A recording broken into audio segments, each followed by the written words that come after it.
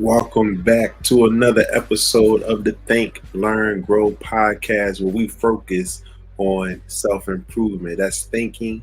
If you can find a way to think, or if you're making time to think, you can find an opportunity to learn. If you're learning, you're creating an opportunity to grow. And anything that's not growing is dying. So that's what we focus on is being able to find different parts of our life and that big room for improvement that we all have to see what we can grow. Many of us may not have started a path or started the journey of self improvement, and we're not sure how to start. Some of us may have began a journey of self improvement and not sure where the momentum may have went. And some of us are striving to improve every day and just looking for encouragement and inspiration to continue down, or maybe see an area that they may not be obviously looking at to improve. And that's what we strive to talk about and cover as many bases as we can to be able to help those on their self improvement journey be able to get down with it. I am your host, Brother Wesley. I am Mr. West on social media. Feel free to tap in and follow me on Instagram, TikTok, uh, on Twitter as well, or X, whichever one that you prefer.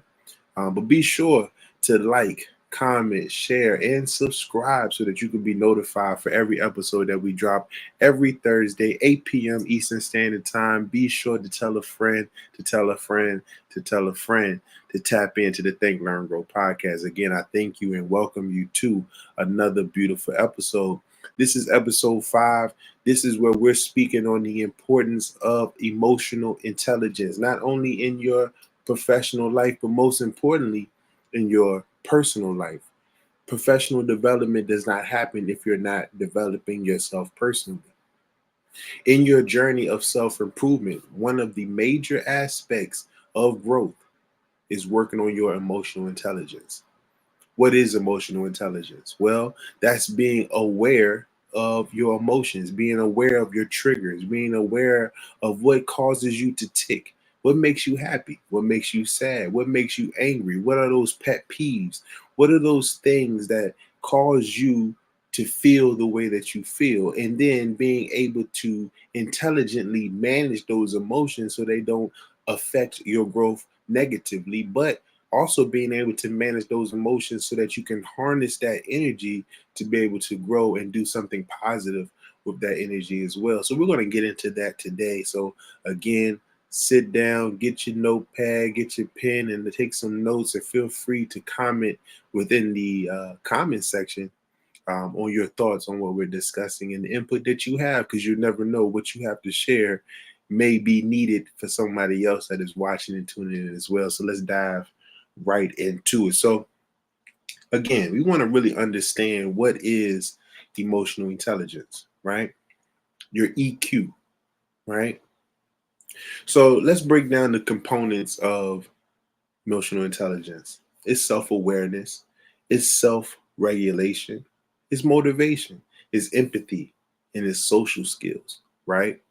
So many of us, and I'll start from the last aspect or component of emotional intelligence and work our way back up, right? So our social skills, right? Many of us may not be or may not feel as if we're the most sociable, right? We may have what's called as social anxiety. We may get nervous. We may get a little jittery when we're in crowds or when we're asked to be amongst those that we don't know, right? So-called strangers, right? Emotional intelligence allows you to understand how do you navigate those type of situations so that you're able to get a true benefit out of those situations, right? So once you begin to be truly self-aware, which we'll get into more in depth about self-awareness, but being self-aware allows you to know how much you can actually tolerate, how much, what is your capacity to be able to be amongst individuals when it comes to conversations. How are you the one that initiates the conversation? Do you put yourself in situations where the conversation kind of gets started with an icebreaker that maybe either you initiate verbally or non-verbally, and then being able to engage with someone in small talk or be able to compliment someone, or however you actually engage with them allows you to know what your capacity is. Also, while you're in these conversations, what are those triggers that when you're having a conversation that kind of sets you off? Like What in a conversation makes you more engaged? What in the conversation? What aspects of that conversation makes you more distant, more turned off, more socially distant?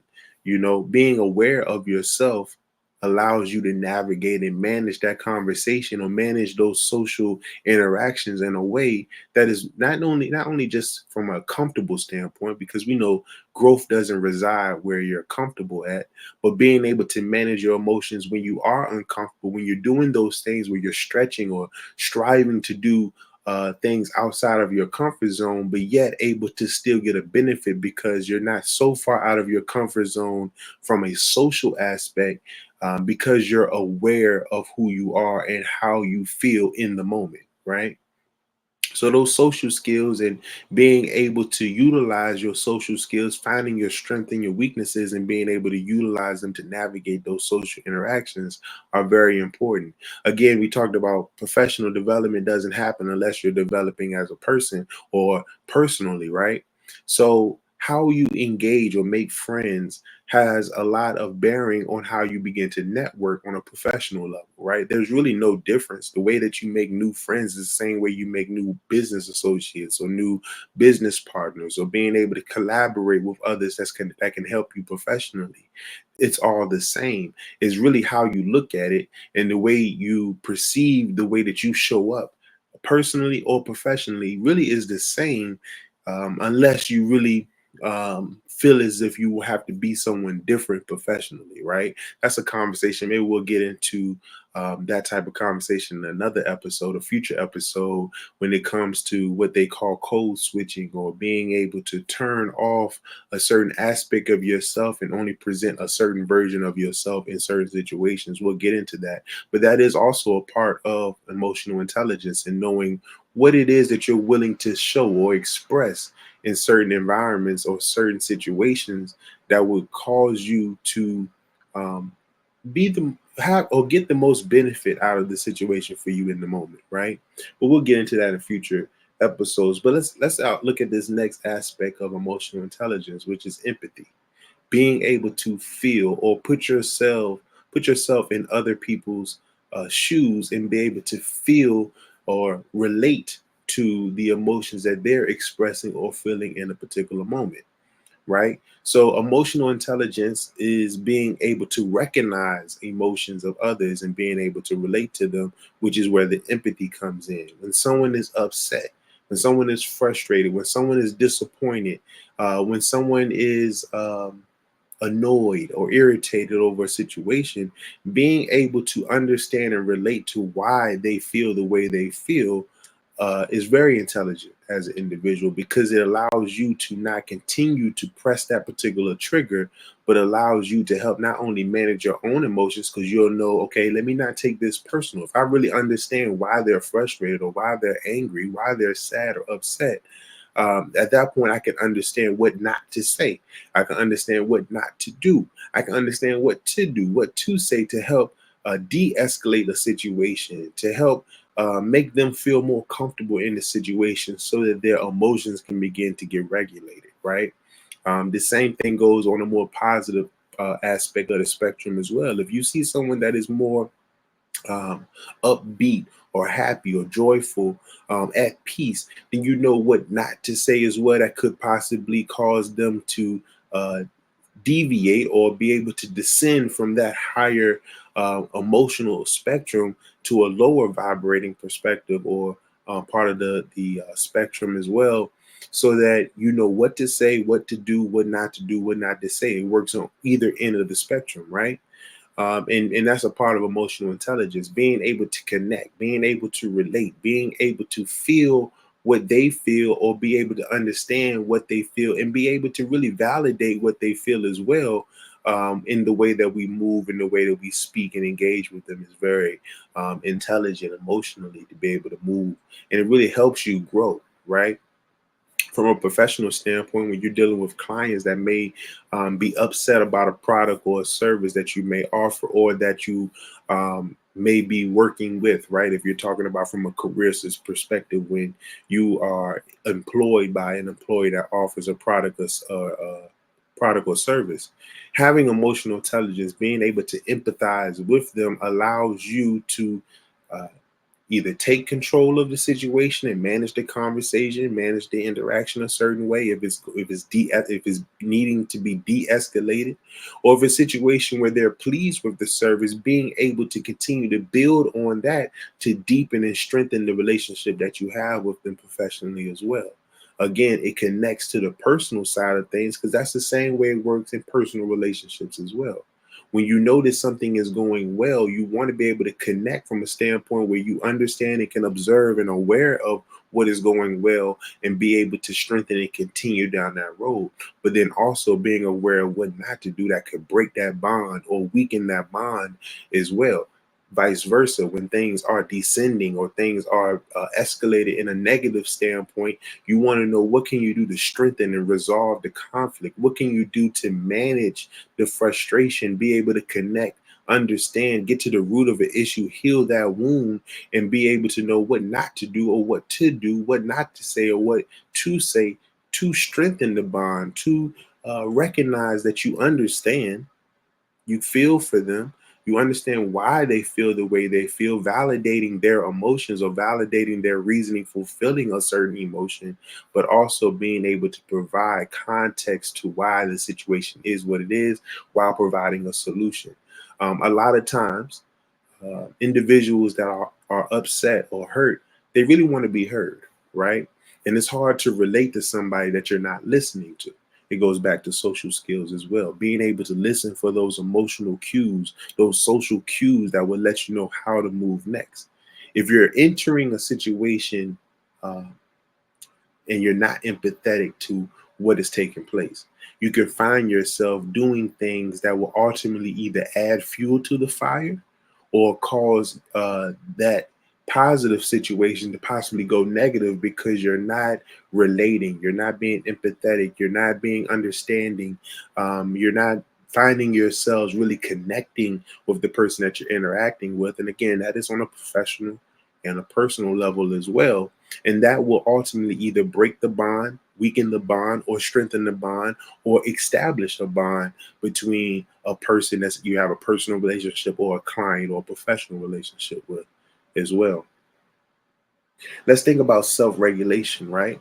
That goes to understanding your own emotional triggers, knowing what bothers you, knowing what frustrates you, knowing what makes you happy, what pleases you is very important because as you navigate life, people will knowingly or unknowingly press certain buttons that will either set you off negatively or possibly help you on a positive standpoint. But being able to self-regulate where you are in control, you really don't want to give somebody to control to make you angry at a drop of a dime, right?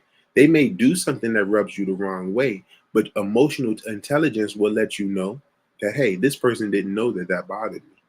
So maybe instead of going or flying off the handle or becoming angry instantly, maybe I can just pull them to the side and make them aware of what they did that offended me, what made make them aware of what frustrated me or made me upset, and give them an opportunity to change their behavior.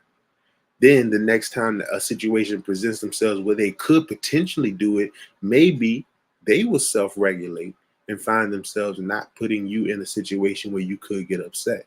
But knowing what gets you upset is the first step, right? This is all about self-improvement. It's not about pointing the fingers and saying what this person did wrong.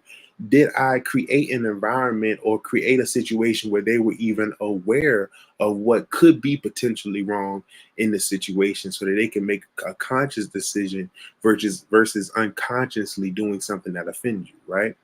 So that's where self-regulation comes in. Even if you do get upset, do you know how to calm yourself down? Everyone isn't as emotional intelligent as you may be.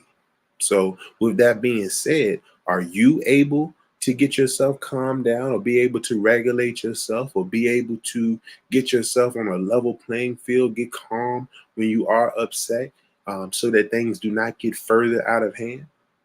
The same thing on the pleasure side or the positive side as well. Are you able to control your emotions when things do bring you a lot of joy. Certain situations may cause for you not to be so vulnerable in a situation, especially from a professional standpoint. In certain negotiations, if someone provides you with a deal, the number that they may provide you may be a great number, but is it really your worth? It may be bigger than what you expected, but is it truly the worth? Now, you have to be able to regulate your emotions and be able to say, yes, this is great. This may be a very joyous time to say, okay, this deal is great, but you don't want to reveal too much of your emotions in that particular situation until the deal is done, because you don't want to necessarily give them leverage to say, well, maybe I'm giving them too much, or maybe this is too much in their favor or in your favor. So you want to make sure that you're able to self-regulate and be able to not only show some emotion, be able to show some pleasure in it, but not so overly joy that you begin to rub them the wrong way, right? So being able to find that middle ground and be able to navigate and regulate your emotions from a standpoint that is ultimately going to get you to where you want to go. Whether it's getting you from that negative back to center, grounding yourself back, or if you're too far on the extreme on the positive in a particular situation where you need to be more level-headed, more considerate of other people's emotions in the situation as well. You want to be able to regulate yourself and get there. And all of that goes to that final component, which is self awareness. You have to get to know who you are. And self awareness comes from taking time out to really zoom out, look at yourself, and see when something makes you upset. Do you take time to say, why did this make me upset? Could it be something in my past that I haven't dealt with? Could this be a trigger or a moment where it reminds me of an experience that I've been through before? Could it be the way that they said something? Could it be the way that they looked at me when they said this, that, and the third? Why is this actually bothering me? Why does this bring me joy? Why does this make me happy? What about this particular moment brings pleasure to me, so that you can really understand, okay, what do you need to, what kind of situations you want to put yourself in, what kind of situations do you want to avoid. But self-awareness is so key. Being self-aware allows you to have the control. If you don't know what sets you off, then other people have the control, whether they know it or not. They can press a button, it sets you off. They actually are taking you out of character. They're now controlling your emotions, whereas you should be the one that's managing your emotions or in control of your emotions, getting back to that self regulation.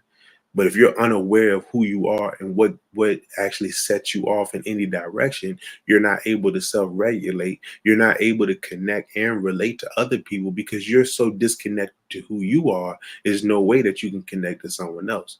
So that's why self-awareness is so important. So what are the benefits of a high EQ or high emotional intelligence, right? Well, one of the biggest thing is it can help you improve relationships, right? Being aware, again, we talk about self-awareness, knowing your triggers, knowing what brings you joy, what makes you happy, knowing what different emotions feel like, look like, how they're expressed allows you to better understand other people. So you'll be able to notice, okay, that person looks a little sad, looks a little depressed, they look a little frustrated, annoyed, because you've experienced it. You know what it looks like. You know why you feel the way you feel when you get upset or disappointed. So when you see someone else there, you can really relate to them and you'll know, what can I do? I know what helps me get out of those particular situations. Maybe I can ask certain questions or find a way to gently get them out of that particular negative emotion into a more positive mindset or positive perspective to help them get out of that mode into a better one.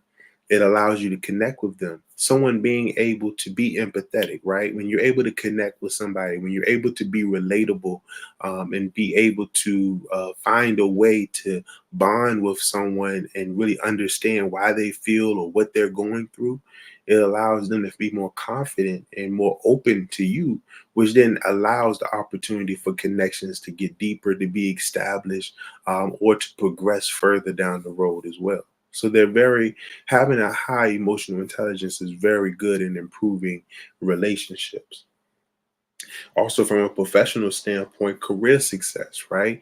Being able to manage your emotions, be aware of your emotions, allows you to navigate stressful situations, allows you to be able to negotiate better, allows you to be able to connect with clients and being able to reach certain levels of success because you're not hindered by emotion.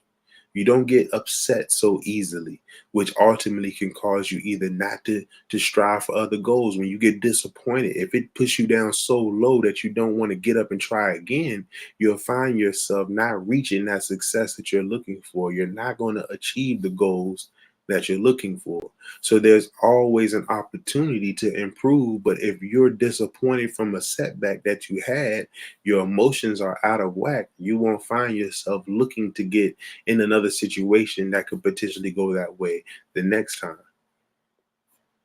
And then your overall well-being. There are many studies that show the um, pros and cons of a lack of emotional intelligence and the pros and cons of having a high emotional intelligence, right? So when we talk about the benefits, when you look at anger, anger has a detriment to your health, right? When you talk about people getting very upset where they don't know what's going on, they see red, they're not aware of what they're doing. You find people that have um, anger issues become violent. You see where people who have anger issues begin to get disturbed as far as their health is concerned. People can get um, headaches, they can have heart attacks, they can put themselves in such a situation where their blood pressure is so high that they can actually hurt themselves, right? Or hurt somebody else.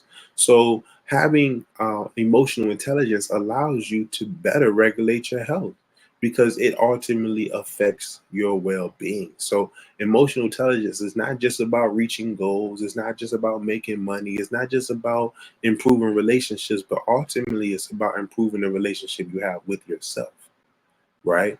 Being able to manage your emotions is just like being able to manage your vitals, being able to manage your blood pressure, manage your sugar levels, manage what you're eating is just as important as being able to manage how you feel, how you express how you feel is just as important for your health. Lastly, we want to talk about how do we go about improving your intelligence, your emotional intelligence, right? One of the biggest things is active listening, right?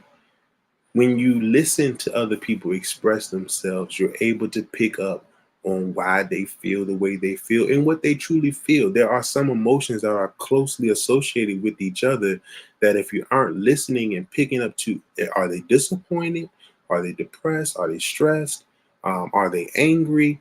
Are they just irritated? Are they annoyed? Um, Being able to really listen to them and get to the root of why they are expressing the way they are expressing or feeling the way that they feel helps you be able to improve that relationship. And also, ultimately, the more you listen, the more you begin to learn about that person, the better your emotional intelligence gets, right?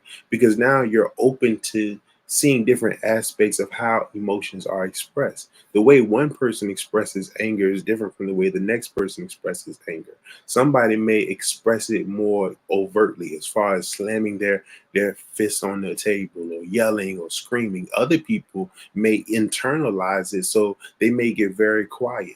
They may have a certain demeanor over their face. But if you're not listening and also watching and observing what's going on, it allows you to pick up on social cues, pick up on that nonverbal as well as the verbal triggers or cues that allow you to understand, okay, this is this emotion being expressed. Now I know what I need to do to either de-escalate or be able to continue or for lack of better words, double down on what is causing that particular pleasure moment in that relationship or in that, excuse me, in that interaction, so that you can continue to strengthen it. So active listening and observation is very important, as well as mindfulness. Mindfulness is very key. And really, it starts with self, right? And let me go back a little bit as far as the listening. You got to be able to listen to yourself and be able to improve your emotional intelligence that way as well. It goes back to what we spoke on previously about Asking yourself, why do you feel the way you feel? Why is this rubbing you the wrong way? Why is this bringing you joy? Why is this causing you pain or frustration? Why is this giving you peace? All of this is important. And if you're not listening to yourself and really paying attention and observing how you respond and react to certain situations, environments, people, conversations, delivery, if you're not paying attention to that, if you're not being mindful of it, then you'll find yourself missing out on the avenues to improve your emotional intelligence, right? So again, one of those things could be journaling, right? Being able to write down why or what you feel, what you're thinking in the moment, why you feel the way what you feel, and being able to write down the scenarios or let you know when you go back and reflect on it. Oh, this is why this set me off because they said X, Y, and Z, because they did X, Y, and Z, because I told them this and they went and did that in response to it. That's what made me upset. Or because I took this particular walk and I was at the beach and I heard the running water. That's what brought me peace. That's what made me happy. I saw the sunset. I saw the sunrise. Taking this long drive and being able to listen to my favorite song. That's what caused me joy, right?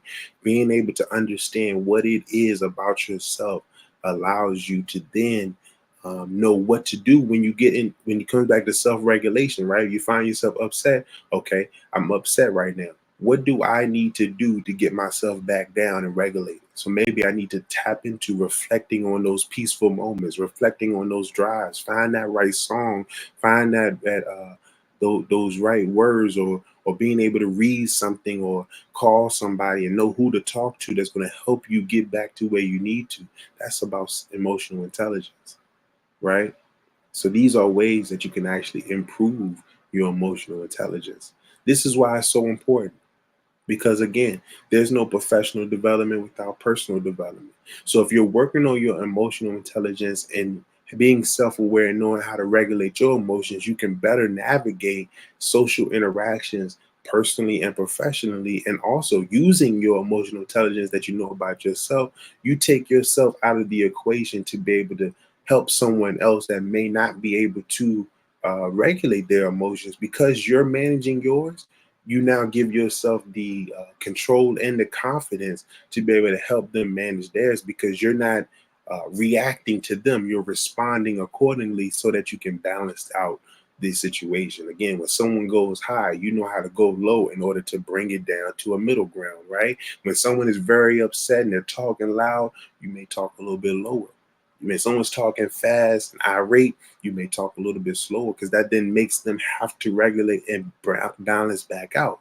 But if you're going up when they go up, you're going to find yourself that you're just further escalating the situation instead of de-escalating the situation, and you're not being able to connect, you're not able to relate, you're not able to empathize, you're not being mindful of the situation, you're not being considerate of the situation, and ultimately no one's in control. And where there's no control, there can be no peace. And where there's no peace, there has to be chaos. And that's not going to help anybody in the long run. So that's why we think about emotional intelligence and why it's so important for your self-improvement growth. Because if you're not able to be aware of who you are and you're not striving to improve your emotional intelligence, you're going to find yourself struggling with a lot of the interactions that you're having, not only with yourself, which is the key, that's the beginning. But ultimately, if you're not able to regulate yourself, you're not able to regulate your environment to the point where you can no longer be so triggered, right? It's not to say that things won't catch you off guard because there's no way to know every scenario or know how everything is going to happen. But the more data that you have, the more you're able to make a better and a more confident decision on how to respond and not just react to everything. And that's really where it comes to. Reactions are typically emotional.